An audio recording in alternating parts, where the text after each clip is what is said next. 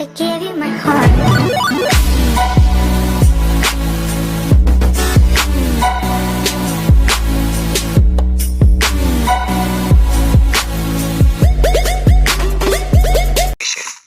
And apply the saturation to the -100 and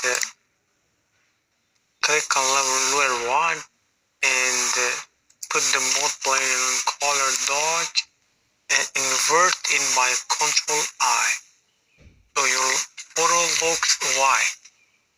And go to the filter and blur, Gaussian blur, and slide the radius to imagine what you want. So as you can see,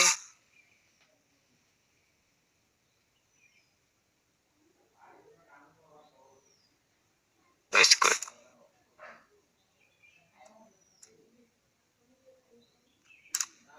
So it is the easy, simple way to draw your photo. Thanks for watching. Hope to enjoy it. Good luck.